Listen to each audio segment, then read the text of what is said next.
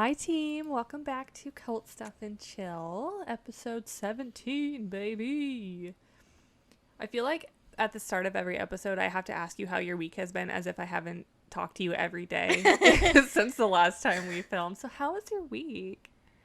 It was good. I did have to have like a biopsy this week, which was horrible, but I then in my drug fueled, and by drugs I mean Tylenol, um spree, I texted Devin and I was like, "Hey, remember nacho fries? I miss nacho fries. I wonder what would happen if we just mixed taco seasoning with like salt and then put it on fries and fried them up in the air fryer."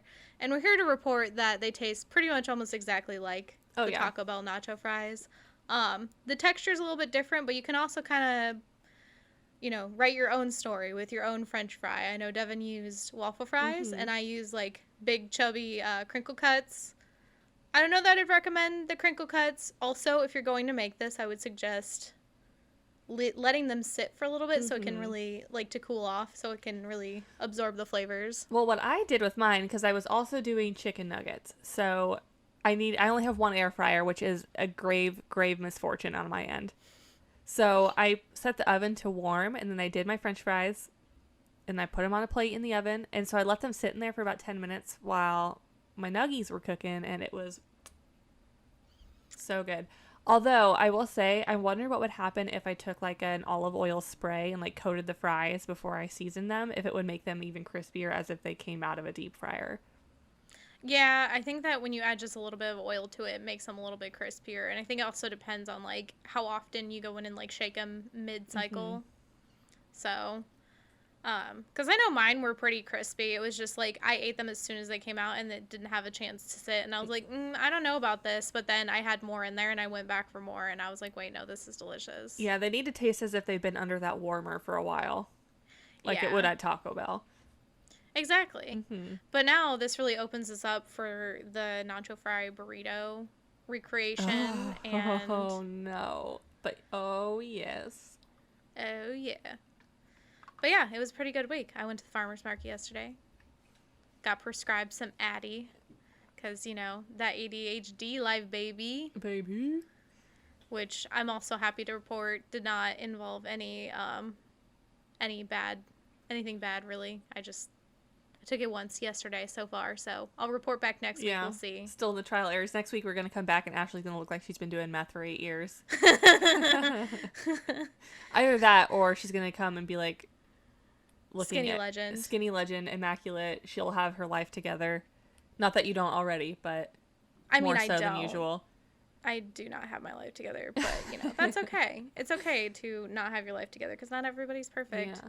You did have a But creepy experience last night though. Do you want to tell us about that? okay, yeah. So last night, I because I took my Adderall, I went out to the barn late. I was doing stuff throughout the day. And I wanted to test it out on a weekend because I was like, I don't want to take this on a weekday and then, have like a panic attack at work and take all my clothes off or something. Yeah. Because I guess psychosis is a side effect. So I Oh, was like, wonderful. or it can be, not for me. I just felt like I drank like 2 iced coffees and was fine. Mm-hmm. Anyways, enough about the Adderall. So I went out to the barn later at night because I had a bunch of stuff to do. I got it all done, was very productive. And so it's like 10 o'clock as I'm at the barn feeding the horses, checking on them. One of my horses has a little foot owie right now, so I had to like kind of doctor that up a little bit. But I'm out there, I get out of my car, and I just hear like disembodied like drums and a man chanting or singing or something. And it's kind of muffled because the corn is really high right now. And so I was like, what the fuck is that? I thought it was a skinwalker coming to get me, honestly. Or what is it? Are we Wendigo territory? I think we're Wendigo Yeah, we're more territory. Wendigo in the Midwest. So I just kind of hurried up and got my chores done. But then, of course, because I am a dumb white bitch in the horror movie, I was like, I need to go investigate this. Because I was like, what if it, for me, is more like, what if it's not a Wendigo or a Skinwalker? What if it's some dude sitting out in his truck getting ready to like steal my horses or something, Mm-hmm. Like, because that's a thing. Like, just listening to music. And so I like drove out. I drive out to the cornfield to the back, like back of my parents' property kind of to like get a better listen to it, to hear, to see if it's where I can hear it from. And it's fucking mariachi music. Oh. Someone was just having a party. Yeah, and then I was driving home and I saw that they had spotlights, and then I checked the local Facebook page and they were saying something about someone was setting off cannons, and so I'm like, it's probably just someone's quinceañera. Yeah, so that makes more sense. It wasn't as spooky or scary or supernatural as one would hope, but at the same time, I also really didn't want it to be a Wendigo. Right, yeah. That's like the last thing you want when you're out working in the barn in the dark, the haunted barn in the dark. Yeah, the haunted barn that I'm already pretty sure has some sort of spirit attached to it.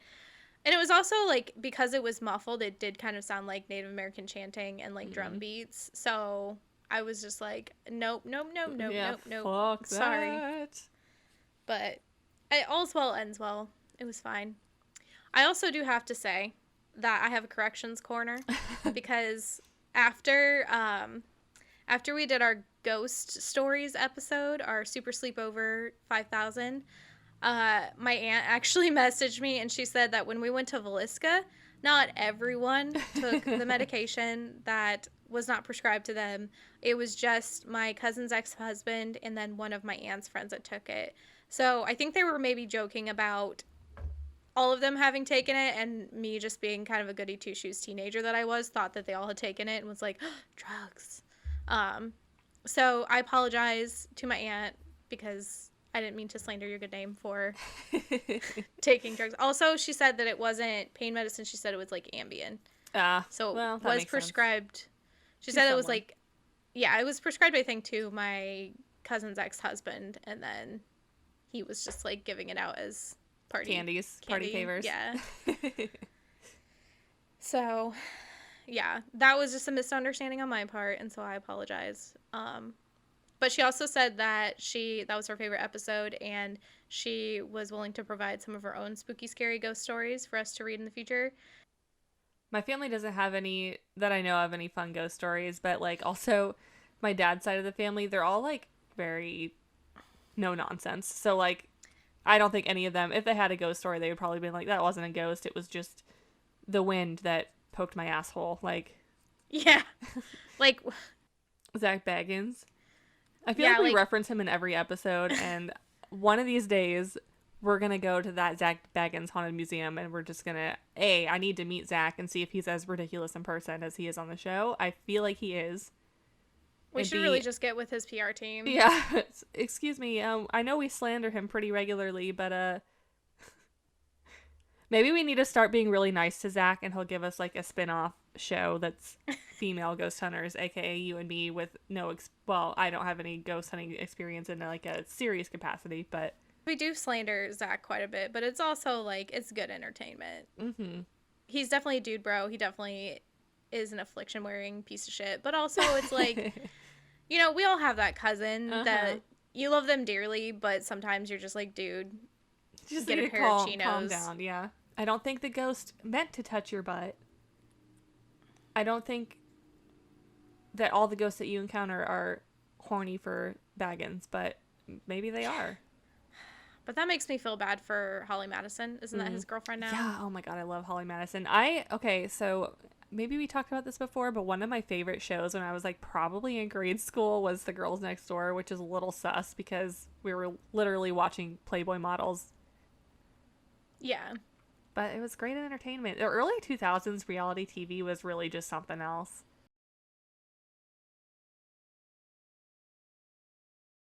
For decades, the southern New Jersey and Philadelphia areas have been terrorized by something unnatural. Ooh. This vile creature or group of creatures, hulking top-heavy beasts with skinny legs, leathery skin, constantly emitting blood-curdling screams. While you might think this is a member of the Jersey Shore cast, it is not. It is not Ron Ron. It is not JWoww. It is not Snooki. It is a Jersey Devil. Ooh, so maybe the situation. So, according to the legend, the Jersey Devil originated with a resident of Pine Barrens named Jane, or sometimes named Deborah Leeds, just kind of depending on the version of the legend that you hear, aka Mother Leeds. The story goes that Mother Leeds was treated like a bit of a broodmare by her piece of shit husband, so she had already bore him 12 kids. And when she found out that she was pregnant with her 13th, she freaked out. She started crying. She was just hysterical. She cursed the child to be the devil in her frustration, which honestly, like, her hormones were probably raging. And I feel like a lot of pregnant women probably curse their babies and they come out just fine. But on a stark, stormy night in 1735, Mother Leeds, heavily pregnant with her 13th child, goes into labor, and all her besties came to deliver, help her deliver. Mainly because there wasn't much healthcare in those times. Also because this was kind of a poor part of New Jersey, so it was kind of known for being filled with basically trailer trash, is what we would call it nowadays. So very much like today. Yeah. Just kidding. Pretty much. Although I've been to New Jersey twice, and both times it's like, God, this place is miserable. So if you live in New Jersey, I'm sorry. Sorry for your life. I mean, I've never been in New Jersey. I feel like there's a reason for that. So also these people were probably going because basically she's like a clown car now. She's popping out kids left and right. They're like, we have limited entertainment. We need to see this spectacle. They deliver the baby, and at first everything seems fine. The women, they're, look at the baby. And right before their eyes, a little potato lizard looking white baby transformed into a creature with hooves, a goat head, or sometimes reported as a horse head, bat wings, and a forked tail. The child, growling and screaming, basically just flew around the room, whooping everybody's asses with its tail before doing a reverse Santa Claus and going up the chimney. Ooh. And flying off into the night. Which, it's like, imagine spending 12 hours in labor only for that baby to just be be like, demon. Nope. And then just, like, totally fuck off into the night. So, some legends say that Mother Leeds was actually a witch, and the child was a product of a union betwixt her and the devil. Some people claim that multiple clergymen have tried and failed to exorcise the woods of this creature.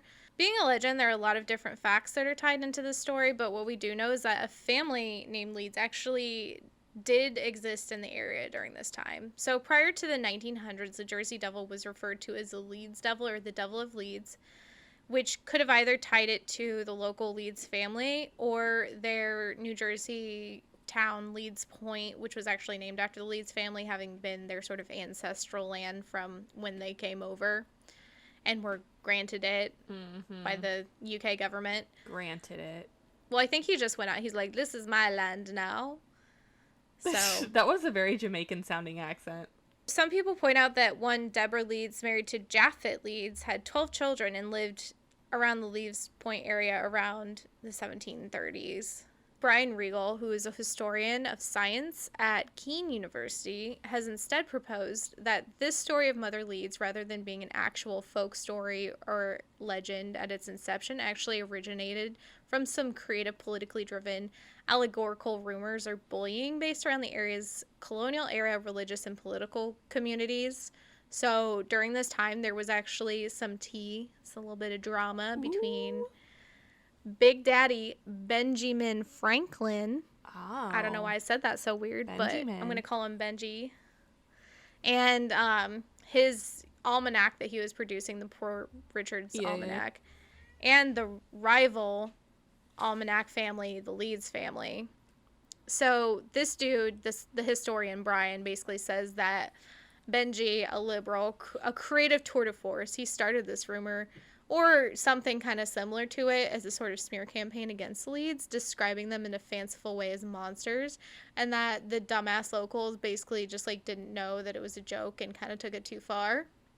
Which, I mean, I'm not saying that white trash are dumb, but like around this time, everybody was pretty dumb. I mean, they were giving mercury for syphilis. They were dumb. The story of the Leeds family is actually an interesting one. Daniel Leeds, sort of the patriarch, I can't remember if he started the almanac or what, but not important. Him and his wife, like Mother Leeds, had birthed 9 children, which was a large amount of children for the time. Healthcare was just not at a point where you could be, it was very dangerous for women to actually have children, so they were not just like popping out kids. Daniel, he was a royal surveyor, and he had a lot of loyalty to the crown, and he had basically acquired this large parcel of land, naming it Leeds Point. In 1687, Daniel was ostracized from his Quaker congregation after his 1687 almanacs contained astrological symbols and writings. And the Quakers of the church were just like, this is fucking witchcraft. This is pagan. It's blasphemous. We need to reject the witch. I think they're still pretty peaceful people, so they weren't burning the witch, but they're like, we're going to kick him out. And so they kicked him out, and they censored and destroyed basically any almanacs that they could get their hands on. Now, this whole almanac feud may seem like kind of a weird thing, but almanacs were a crucial part of the agricultural success of the colonizers at this time, basically because the soft-spoiled English people were used to farming in England, and they didn't know the best times to plant and harvest out in the rugged, new-to-them world. I'm not going to say their new world, because it's not new. People live there. Most of these almanacs, they use astrological data, trends, basically science, to predict weather forecasts for the year. So you can go into an almanac, it's like, on this day it's going to rain, just based off of trends. And the more information that you get, the more accurate it's going to be.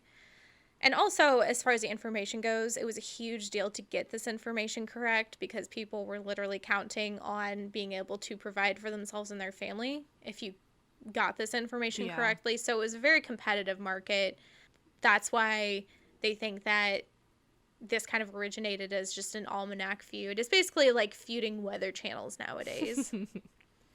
So Daniel, he was just like, fuck you dudes. I'm going to keep researching this because it is exciting.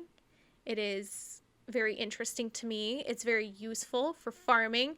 You dumbasses don't really know how to farm the soil, so we really need to figure this out before we all die of starvation like many groups before us.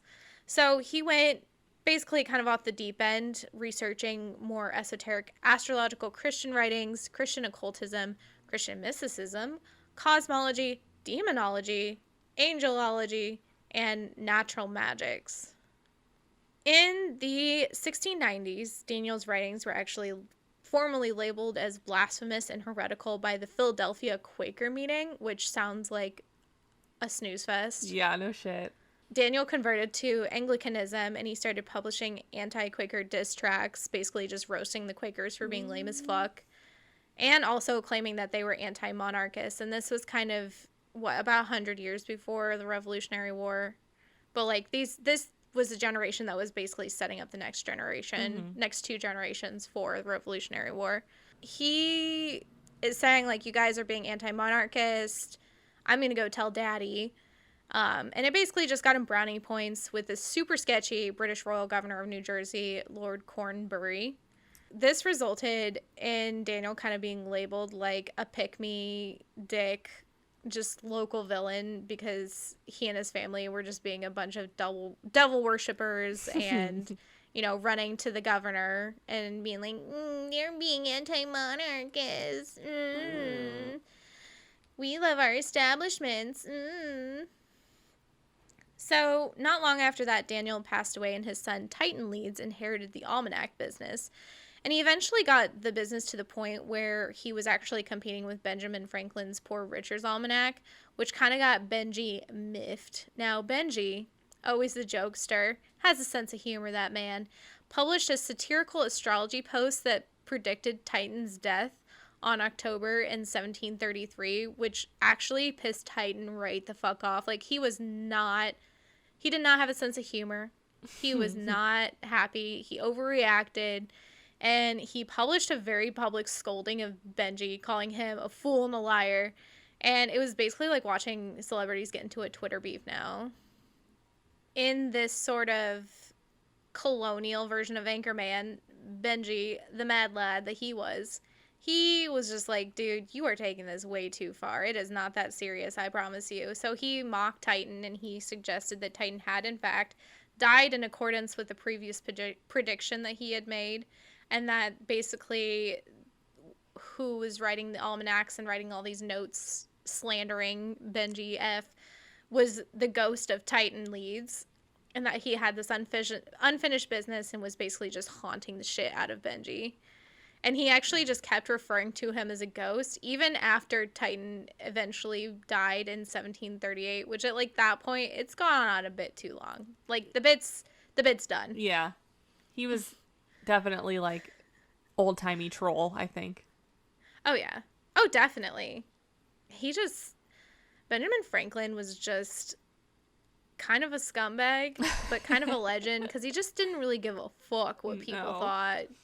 This Brian Regal dude, he claims that Benji's poor sense of humor may have actually led to this legend getting started by referring to Titan as a ghost, along with the existing local disdain towards the pro-monarchy Leeds family.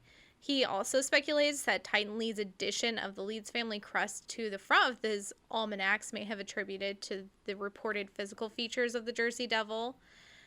Seeing as their family crest depicted a wyvern, which is a bat-winged dragon-like mythological creature that stands upright on two clawed feet, this is entirely plausible.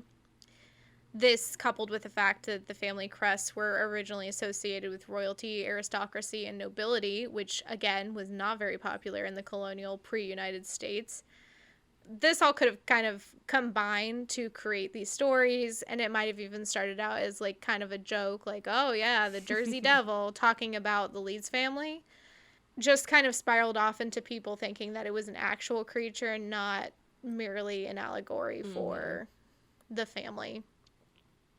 So there have been reports of the Leeds Devil or the Jersey Devil for centuries, starting obviously in the colonial 1700s into the 1800s and 1900s.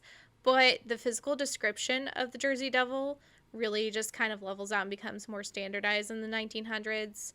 The first recorded sighting of the Jersey Devil was by one Commodore Stephen Decatur, who, while during a visit to the Hanover Mill Works to inspect the quality of his cannonballs that he had ordered, he sighted a mysterious flying creature and shot a cannonball at it. Much like Spring Hill Jack from last week's episode, near human weapons just had no effect on it, and it just yeeted off into the sunset. Joseph Bonaparte, the older brother to Napoleon Bonaparte, claimed to have seen the mysterious winged beast while hunting on his Bordentown estate in 1820. Around 1840, the Jersey Devil was blamed for some livestock killings, and later in 1925, a local farmer actually shot and killed an unidentified animal that was trying to steal his chickens, and allegedly got a photograph of the animal, although I could not find it. I really did look for it. Even though it was late at night, I was like, I need to find this picture. Couldn't find it. If anyone out there finds that picture, please send it to us. We need to know. We need to know. And this farmer, he said out of 100 people that came and viewed the creature, that not one person could identify what it actually was. Rewind to January of 1909. Local newspapers published hundreds of stories from people who claimed to have seen the Jersey Devil, including an attack on a trolley car in Haddon Heights and on a social club in Camden, along with other sightings. Some footprints were actually seen, which prompted schools and businesses to close out of fear and encouraged groups of vigilantes and monster hunters to go out trying to find the beast for a reward. It was rumored that the Philadelphia Zoo actually offered a $10,000 reward for the beast, dead or alive, but obviously it was not found, and this led to some weird taxidermy combos being presented as a Jersey Devil, but then it was proven that it was merely just a horse head with, giant bat wings or something on it. Mm-hmm. So in 1937, an unknown red-eyed monster was terrorizing the streets of Downingtown, Pennsylvania, and Gibbstown, New Jersey. Again, tracks were found, which again kind of spurred a mass panic. Local business owners around Camden rustled up a $10,000 reward for the capture of the Jersey Devil, even offering to build a private zoo or sideshow attraction kind of situation to house the creature if it were captured. You know what this sounds a lot like? What? The Mothman. It does. It's got wings. It's got red eyes.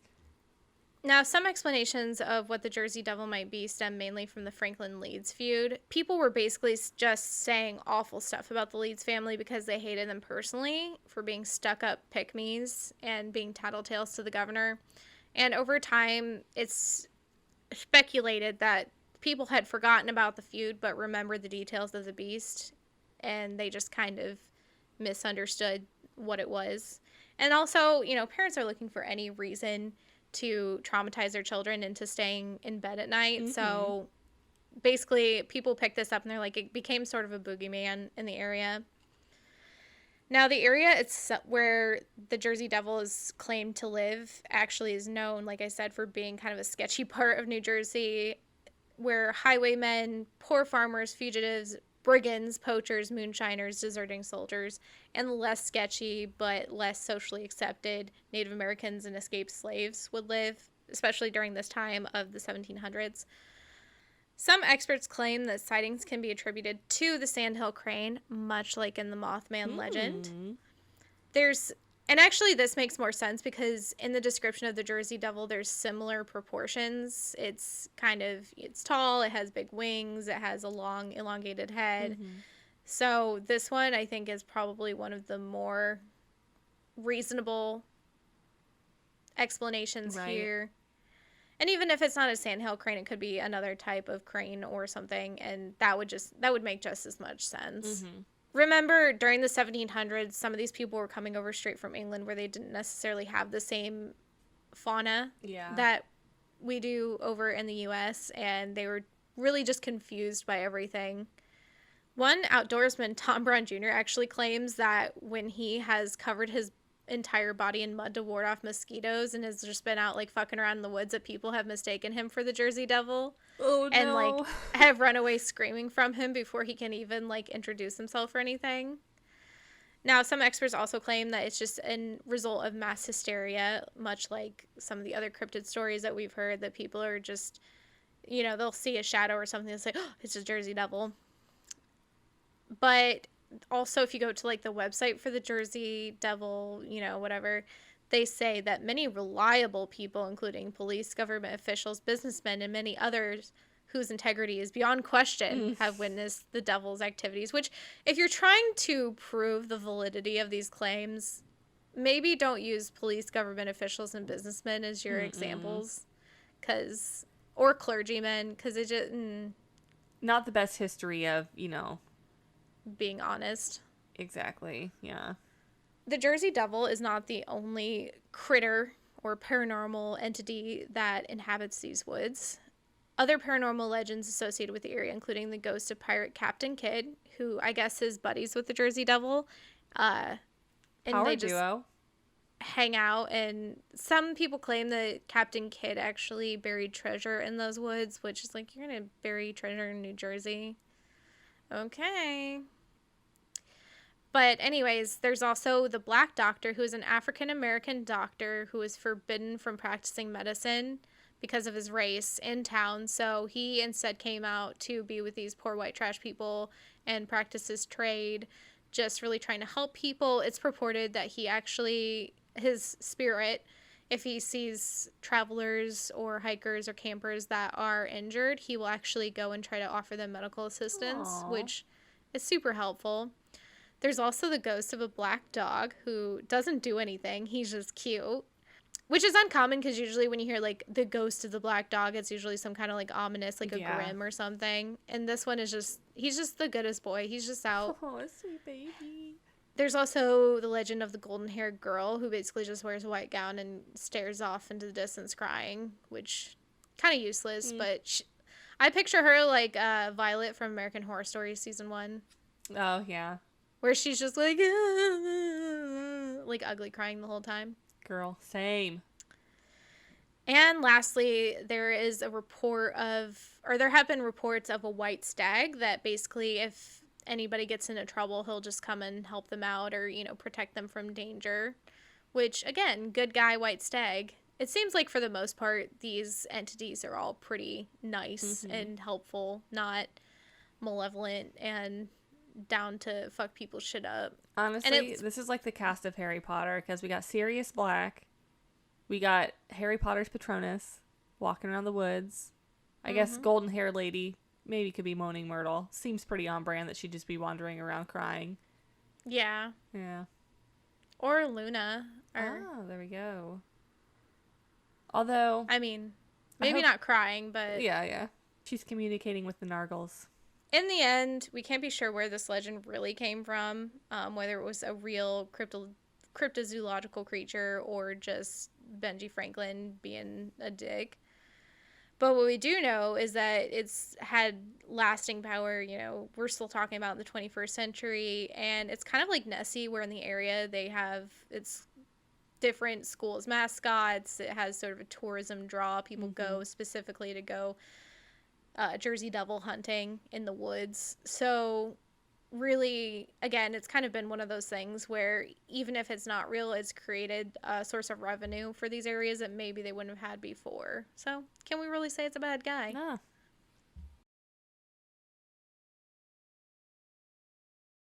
For my story today, it's actually two small stories. Surprise, surprise. One of these stories I heard on TikTok, and I was like, that's hilarious. I need to talk about that, but it wasn't quite long enough to do a full like segment on. So I picked two stories of women that survived really ridiculous circumstances. And so that's what we're going to talk about today. I'm going to start with the story of Violet Jessup. This is not the one that was on TikTok, but it is still honestly probably the better story of the two. She was given the nickname the Unsinkable Woman, and she survived 3 very famous shipwrecks.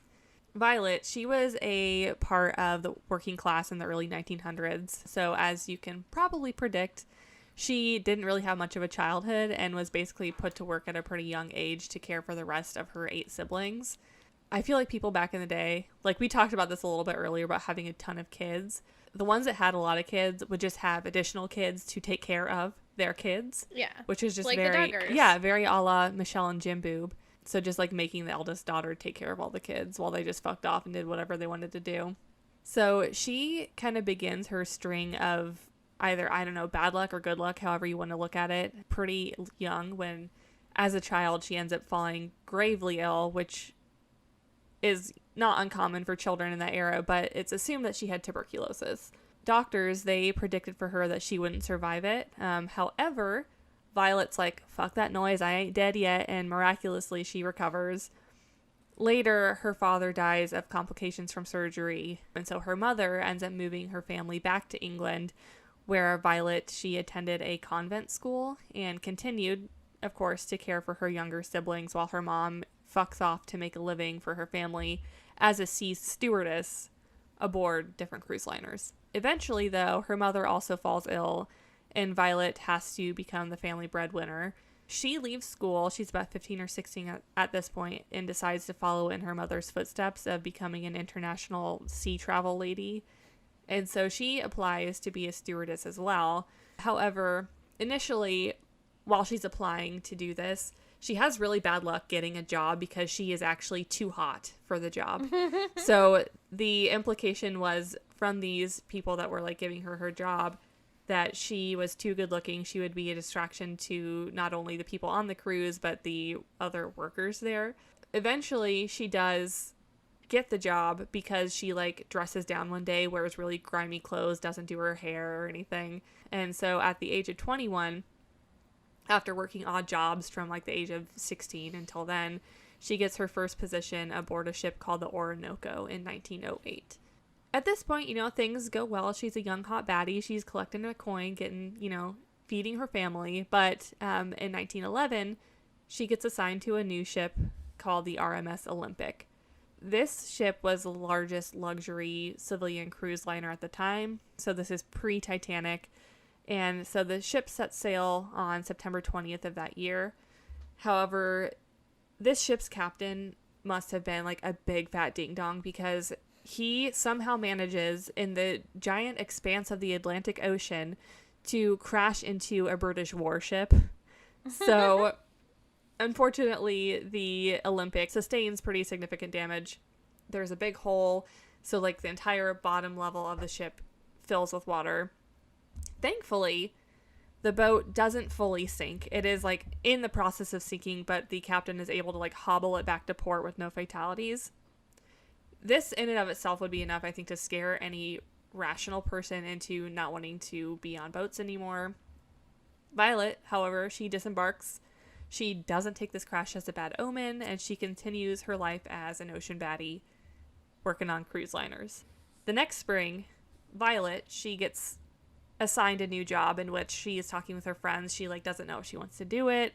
Maybe she has a little PTSD from the last excursion she was on, but her friends are like, no, you should do it. It's going to be awesome. It's this like new luxury cruise liner. It's going to be great. That ship is the Titanic. As we all pretty much know, 4 days after leaving port, while in the middle of the North Atlantic, the Titanic strikes a gargantuan iceberg, and this is where shit starts to get real. People, they're panicking. Rose and Jack are off fucking each other in a Model T. A string quartet is playing in the distance, making some sort of weird suicide pact with each other. And our poor, sweet Violet, she is ordered to the deck to serve as an example to the non-English speakers on how to behave, as they were unlikely to understand the directions that were being given by the captain and crew. So she remains on deck, slowly just fucking sinking into the ocean, and eventually she's like, fuck that noise, I ain't dead yet. Makes her way onto lifeboat number 16, and her life is once again spared by the gods of the ocean. While being lowered into the icy fucking waters, one of the Titanic's officers just like shoves a baby into her arms.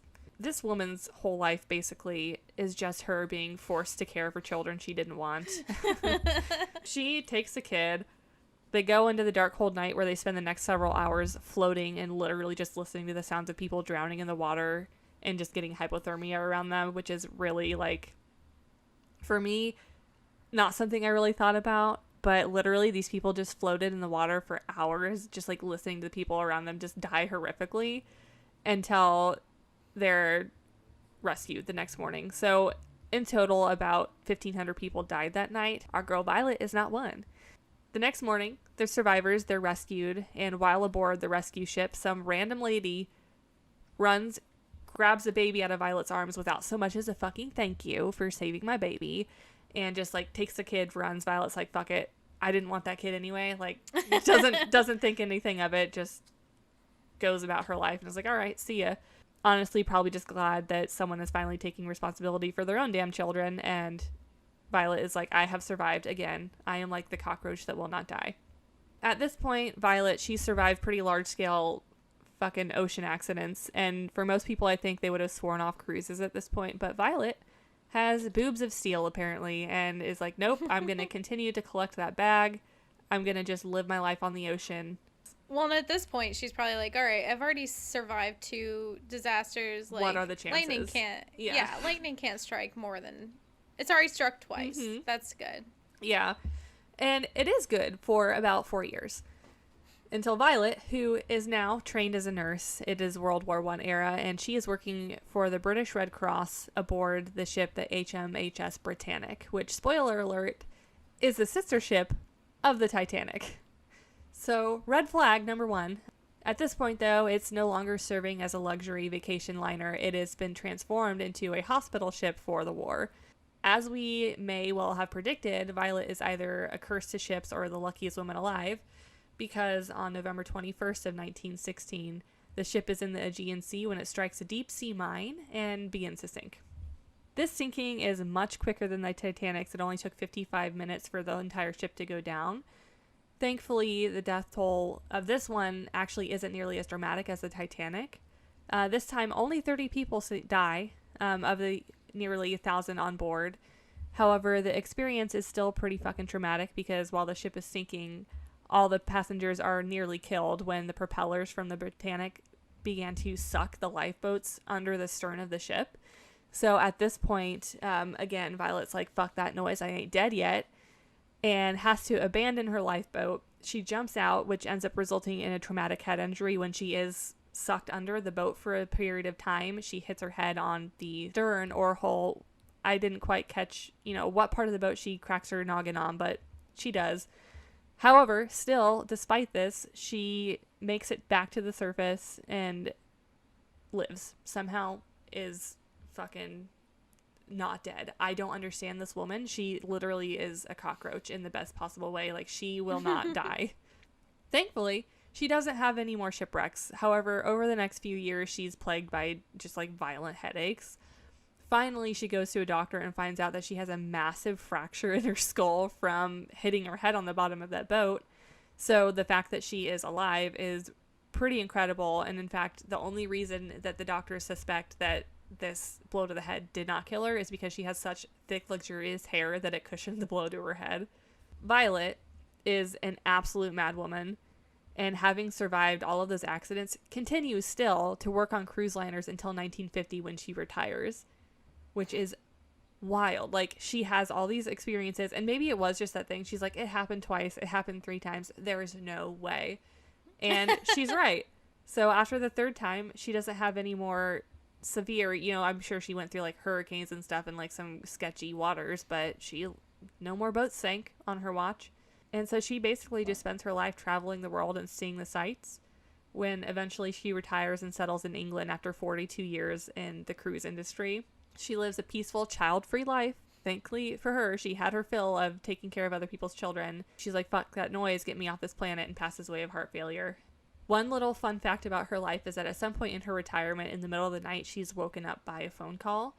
And on that call, the stranger on the other line goes, "Are you the woman that saved a baby at the sinking of the Titanic?" And she goes, "Yeah, that's me." And then the person on the other line goes, "Oh, haha, it's me, the kid," and then hangs up.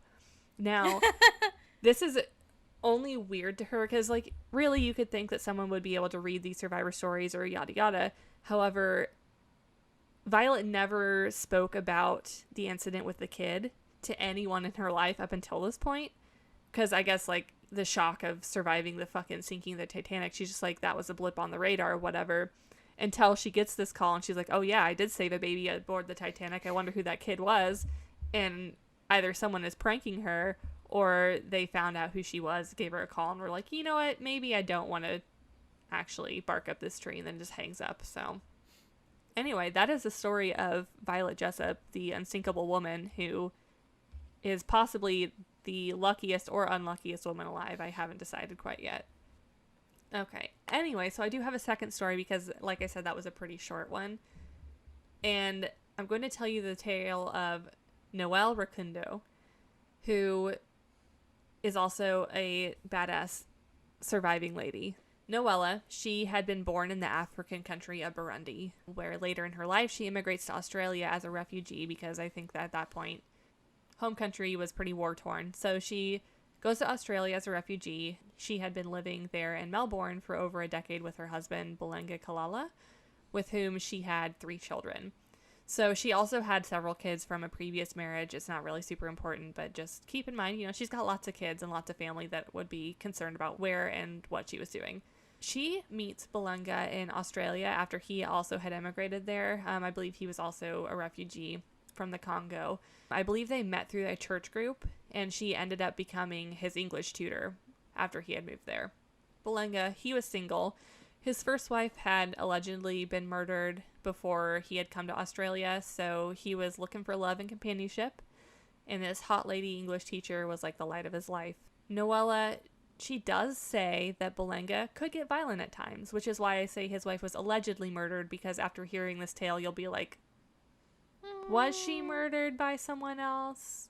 She says that her husband Belenga could at times be violent. However, they live in marital dysfunction for several years until like January of 2015, when Noella, she receives a call from her family that are still in Burundi that her stepmother, with whom she had always been super close with, had passed away. Of course, she wants to attend the services, so on January 21st, she flies to her home country of Burundi to say her final farewells to her stepmom. And then following the services, so she's over there for quite a while, so it's February 17th when they finally have the services for her stepmom. Noella, she returns to her hotel room, obviously emotionally and physically exhausted, when she receives a phone call from her husband around 8 p.m., who is, quote-unquote, checking in on her. On this call, Noella lets her husband know that she is just fucking beat. She's planning on going to bed early, and her husband's like, no, like, you'll feel better if you just go outside and get some fresh air. He just can't let this woman take a fucking nap. He's like, go out and go on a walk. You're going to feel better. Likely story, Belenga. Noelle's like, okay, bet. She goes outside for a quick stroll to clear her head, and almost immediately after leaving the hotel, she is approached by a man with a gun who motions her towards a car. The implication is, get in, bitch, or we're going to shoot you. Pretty much, she has no choice in the matter. Noella, she gets in the car.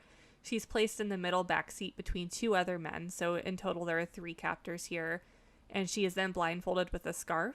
Noella, she recalls them driving for about 30 to 40 minutes before she's forced from the vehicle and then taken to an undisclosed location and tied up in a chair.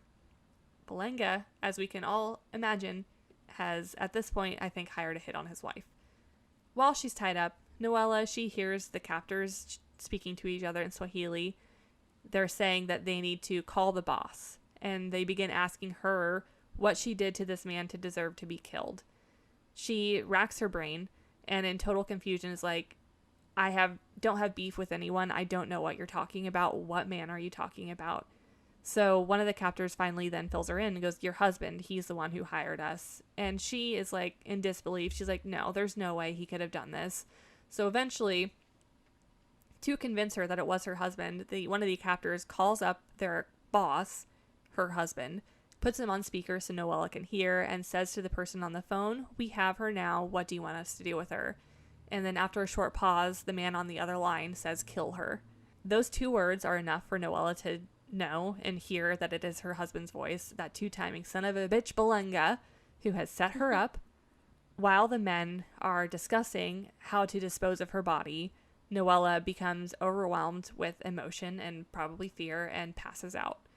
Over the next couple days, Noella's family, they received news from Belenga that she has been killed in a tragic accident while in Burundi. And these stories were confirmed to her loved ones and told to them by Belenga, who they trust. Despite the violent tendencies that he'd shown towards his wife and kids, he was still a beloved community member. So the story of her death is believed by pretty much everyone, and they begin to plan a wake in her honor that would take place at Belenga and Noella's home in Melbourne. So, thankfully, our story doesn't end here. Noella, she regains consciousness, and her captors had a chat with her. So, shockingly, these weren't your ordinary hitmen. They were hitmen with morals. And so they let Noella know that they didn't want to murder women or children. And also, in a surprise plot twist, one of the men actually happens to know Noella's brother and didn't want to cause beef with the homies, I'm guessing. So they let her know that they'd been paid several thousand Australian dollars to kidnap and kill her. At this point, a plan is hatched between the kidnappers to communicate to Belenga that the job had been done and that Noella was dead. For 2 more days, she stays in the company of the 3 men that had just kidnapped her, and after those days, they release her. But not only that, they provide her with the receipts. So they give her a burner phone to help her to get home. They give her the recordings of phone calls with her husband in which the order to take her out had been made. And they also give her proof that money had been wired to them for payment of this hit. They also want to see this man's ass nailed to the wall.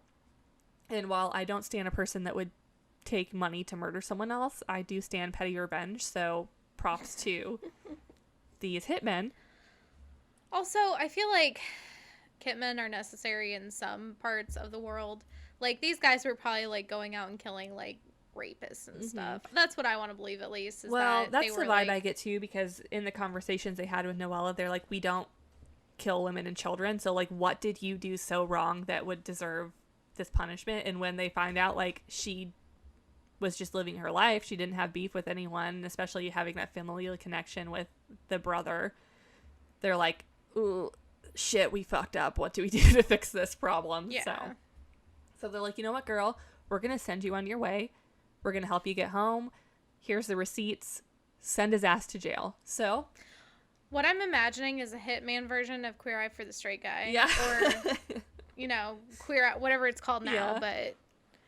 But they're just we're gonna get you a manicure. We're gonna get you a makeover. We're gonna send you home, and you're gonna live your best life, girl. Yeah, and I mean, that's what happens. So they release Noella. They do tell her that she has 80 hours to leave the country, and tell her that while they won't be pursuing her, they can't promise that nobody else will, because they don't know what Belenga's done at this point. Noella, she gets on the phone with the leaders at her church back home in Melbourne and lets them know what's going on. They're just in utter disbelief about what Belenga has done. She shows them or tells them that she has all the receipts.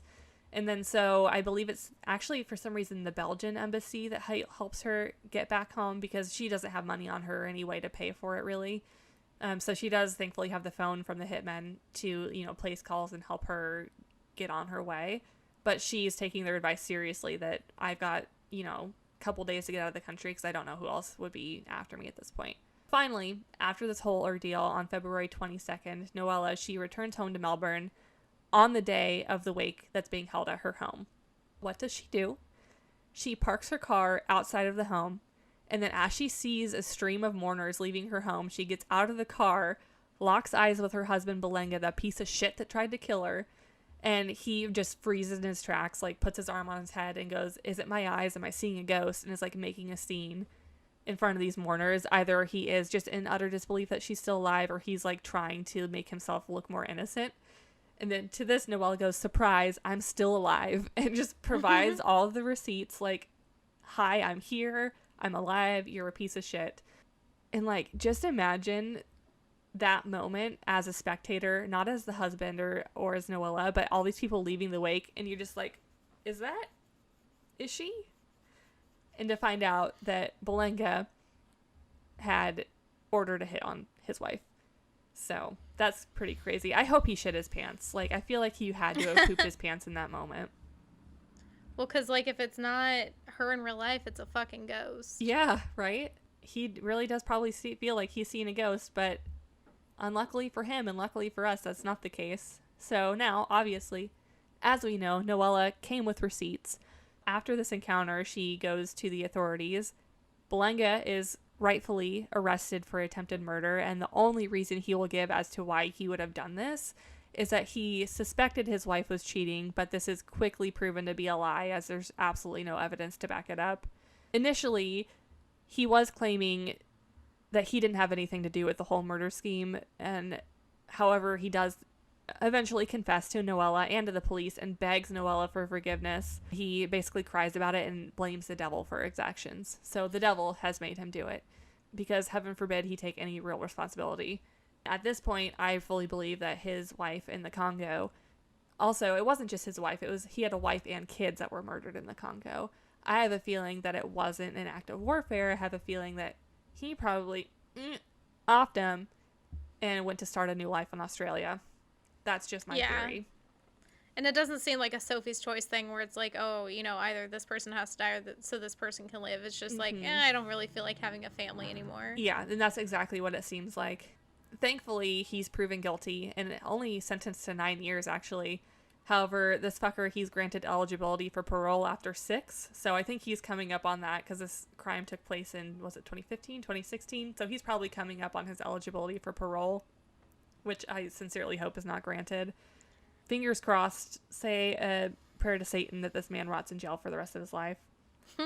Now, even after this man had attempted to murder her, Noella, much better person than I am, because she says, he is a human being, so from my heart I do forgive him.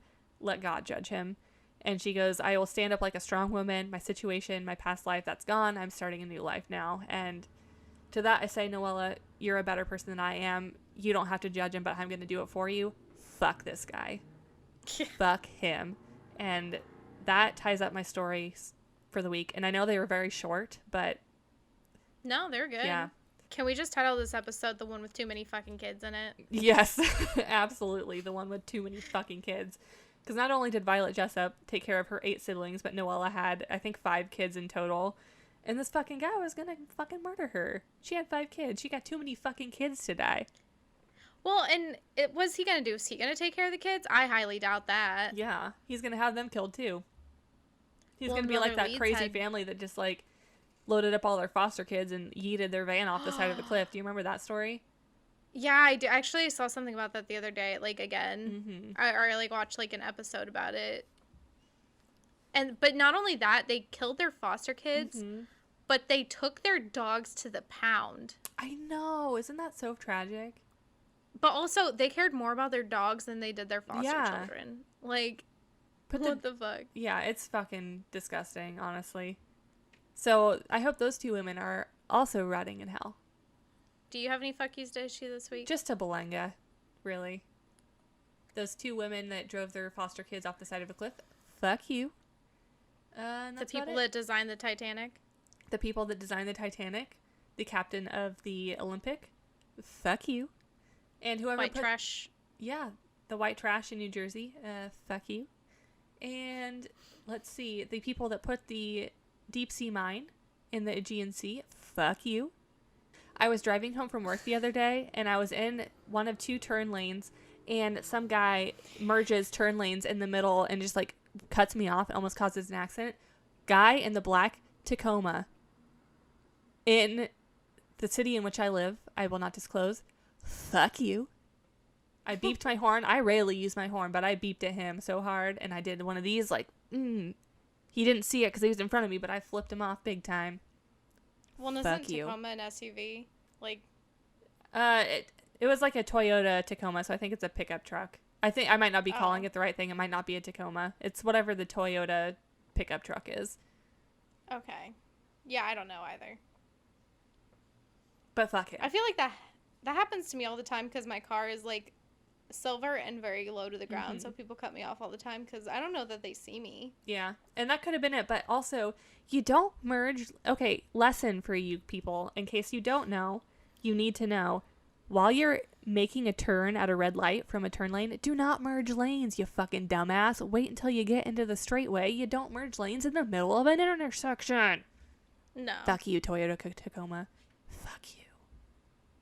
No, you don't merge it all through an intersection or switch lanes. Nope. That's actually, like, you can get tickets for that. He should have, because he damn near caused an accident. I hate it. Anyways, tarot time now that I issued all my fuck yous. And then Ashlee can eat her Chipotle when it arrives. That was a good song. Thank you. So for our first card today, we have the 3 of Pentacles. This here is like success. This is collaboration, working together, finding solutions. Next, we have the Queen of Cups, which reversed, which is like insecurity or dishonesty. So like you might be working with a team, but they're not being very honest with you. Next, I have the Strength card, which is like inner calm or courage, like it's got a lion, or patience. So it's like maybe you just need to be patient with these people because I don't think they're trying to do it on purpose. Next, we have the 7 of Cups card, which is like illusion, or like imagination, like imagining stuff that's happening. Then we have the 8 of Pentacles reversed, which is like being a perfectionist or like being frustrated almost to the point of obsession, like OCD kind of situation. And then lastly, we have the Hermit reversed, which is like isolation because of your own obsession. So basically what this is kind of saying is like, you know, you might be working on a team with people, or, you know, you might have a group of friends or something. But it's saying like any sort of drama that you have had with this group is really kind of a perception of your own, like, I don't want to say like of your own delusion, but like you're definitely hyping it up more to yourself. But I think it's one of those things where it's like you just have to really do some self-reflection and figure out where you have gone wrong, or like where you can be less obsessive about things. You can be less emotional, maybe not take things too seriously, because at the end of the day, working with this group, it's just like it's not that pressing, sis. So I think that's it. That's good for today. Yeah. Do you have any words of wisdom this week to end on? Yeah, I do. Don't have so many fucking kids that you can't take care of them and then curse them into becoming the Jersey Devil, or, you know, your oldest child has to work on a horrible multiple sinking ships to make ends meet to bring home the bacon. So that's excellent advice. And my only advice is, if your husband's maybe a little bit abusive, he probably did hire a hitman for you. So believe it when the captors tell you your husband did it. Mm-hmm. It's probably the truth. And he probably also murdered his ex-wife as well. So. And children. Which is honestly horrific. Mm-hmm. Okay, so I'll wrap it here. Hope you guys enjoyed. You guys know where all the info is. It's in our down belows and our next twos and our everywhere that you know where to find it because you're smart. You'll figure it out. And we will see you again next week. Bye. Bye.